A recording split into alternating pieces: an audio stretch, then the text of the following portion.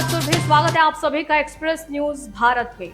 आज बिहार में लोकतंत्र के महापर्व की शुरुआत हो चुकी है। पहले चरण की 18 जिलों की 121 सीटों पर वोटिंग हो रही है। सुबह 11 बजे की अगर बात की जाए तो 27.65% मतदान हो चुका है, जहां पर बताया जा रहा है कि जैसा कि आप सभी को पता है कि आज बिहार विधानसभा चुनाव में पहले फेज की वोटिंग हो रही है। अब देखना यह होगा कि बिहार की जनता ने आखिर किसके हाथ में सत्ता की चाबी देने के लिए सोच लिया है। आखिर कौन सा दल, कौन सी पार्टी और ऐसा कौन सा वो नेता है जो जनता के दिलों पर राज करेगा। बिहार की जनता आखिर कौन से दल, कौन से पार्टी और कौन से नेता के हाथ में आखिर चाबी देने वाली है, ये देखने वाली बात होगी।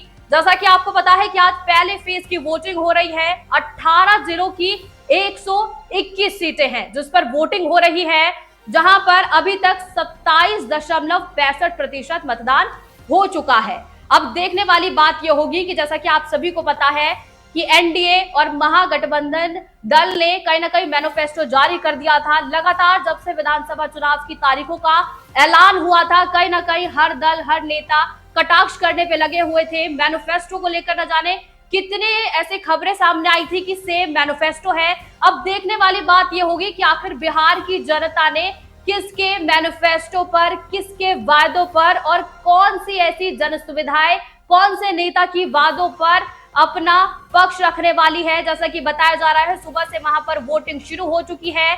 6 बजे से वोटिंग शुरू हो रही है, लगातार मतदान जारी है। हर जिले में, हर बूथ पर लोग वहां पर पहुंच रहे हैं। जैसा कि बताया जा रहा है कि सुबह से ही लंबी लंबी कतारें लग चुकी है।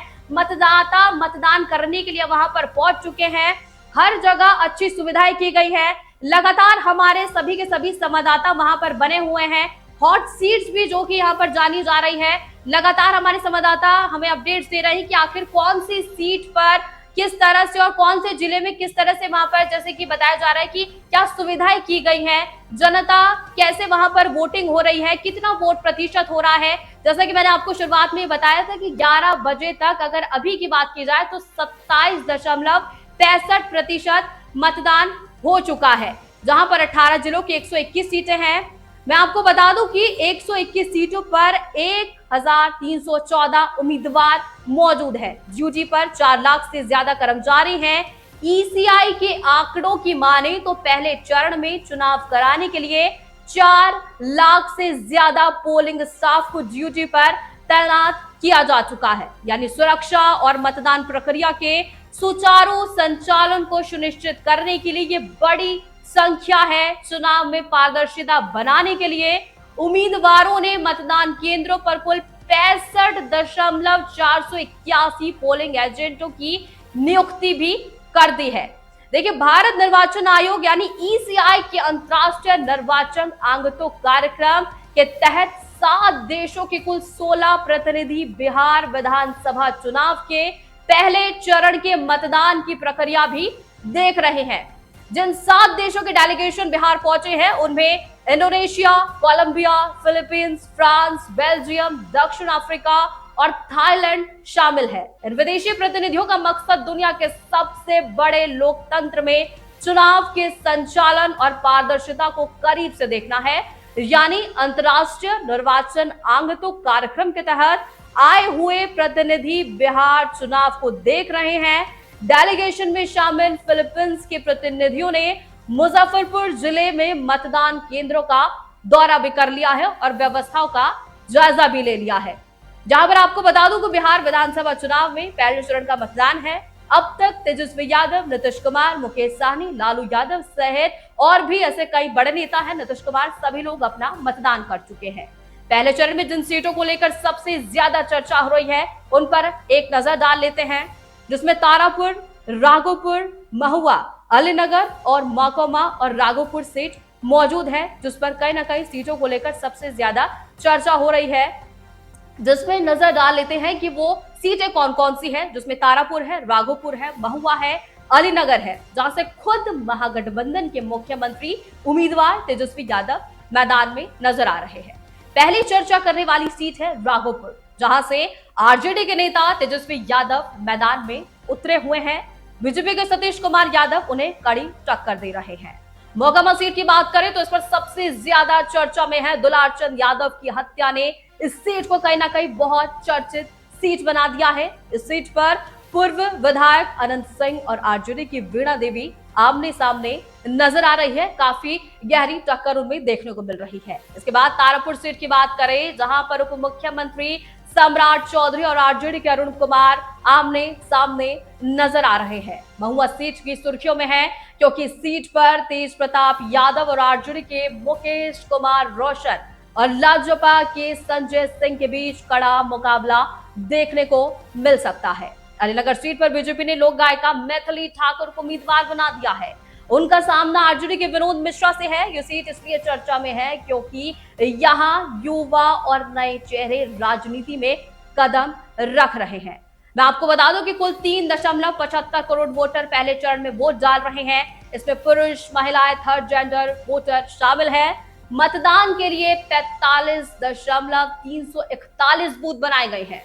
सुरक्षा के पुख्ता इंतजाम किए गए हैं ताकि वोटिंग शांतिपूर्ण तरीके से हो सके। अब सीधा आपके लिए रुख करते हैं ग्राउंड जीरो से, जहां हमारे संवाददाता मौजूद हैं।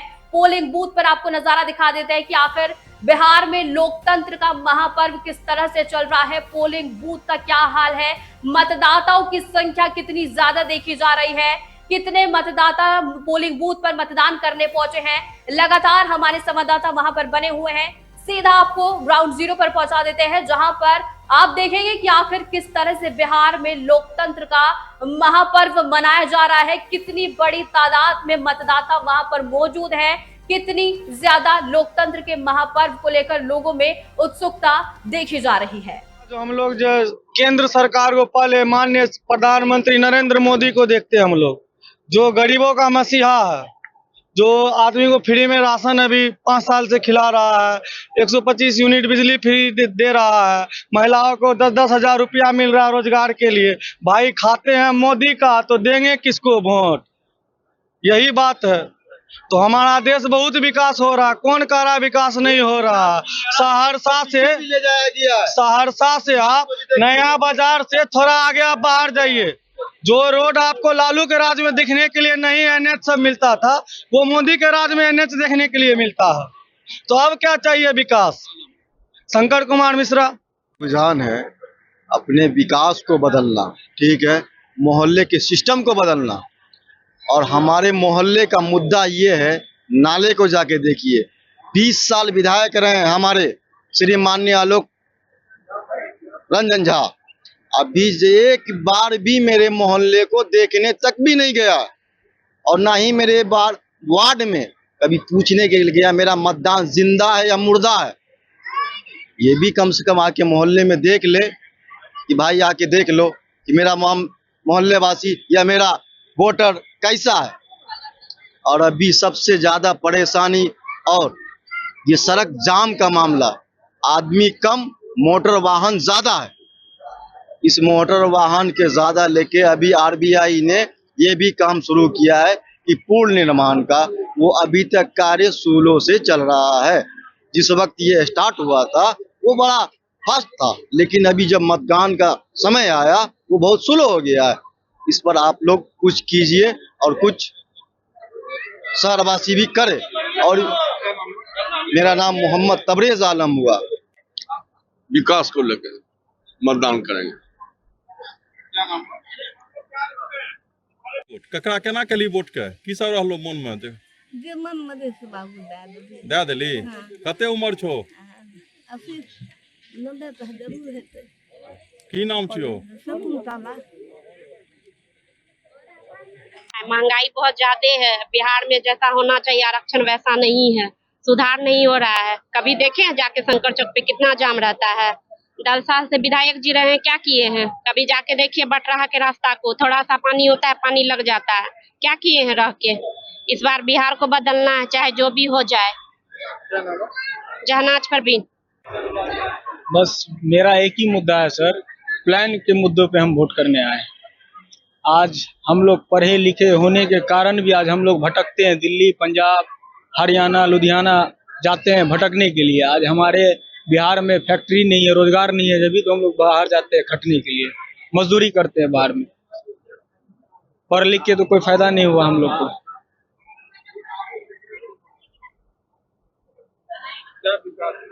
बस विकास यही सोच रहे हैं कि तेजस्वी यादव जी सरकार बनेंगे तो वादा किए हैं नौकरियों के, तो उस पे उतरेंगे। क्या नाम है?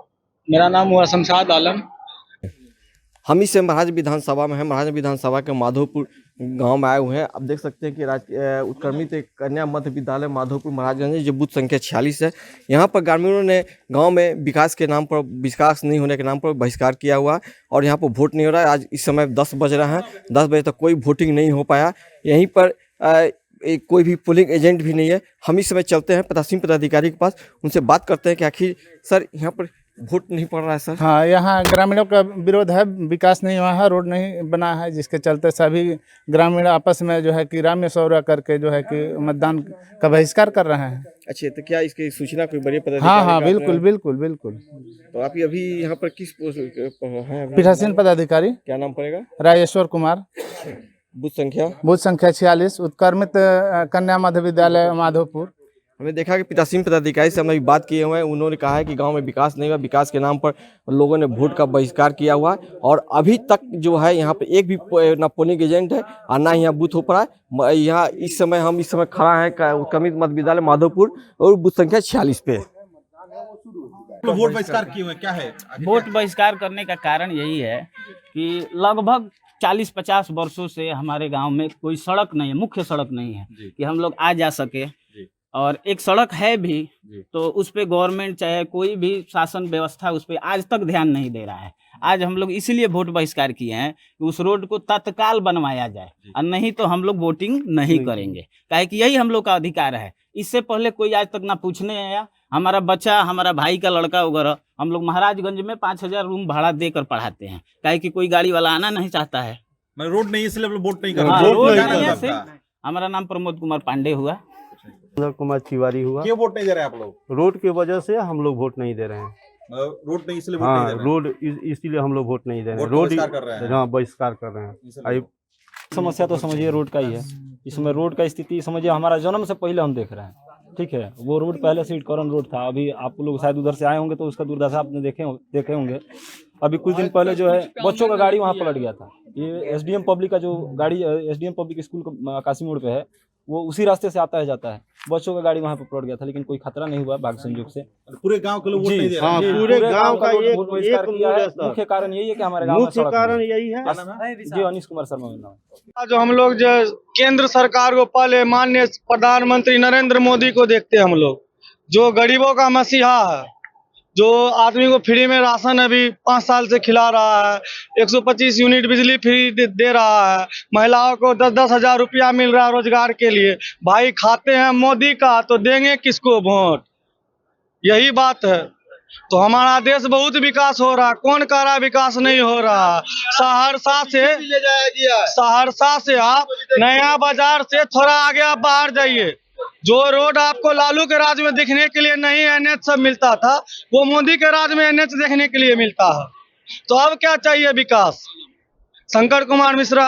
रुझान है अपने विकास को बदलना, ठीक है, मोहल्ले के सिस्टम को बदलना। और हमारे मोहल्ले का मुद्दा ये है, नाले को जाके देखिए। 20 साल विधायक रहे हैं हमारे श्री माननीय आलोक रंजन झा, अभी एक बार भी मेरे मोहल्ले को देखने तक भी नहीं गया और ना ही मेरे वार्ड में कभी पूछने के लिए गया मेरा मतदान जिंदा है या मुर्दा है।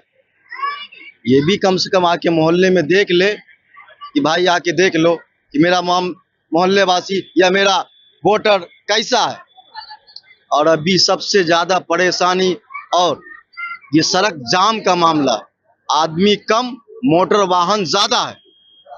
इस मोटर वाहन के ज्यादा लेके अभी आरबीआई ने ये भी काम शुरू किया है कि पुल निर्माण का वो अभी तक कार्य स्लो से चल रहा है। जिस वक्त ये स्टार्ट हुआ था वो बड़ा फास्ट था, लेकिन अभी जब मतदान का समय आया वो बहुत स्लो हो गया है। इस पर आप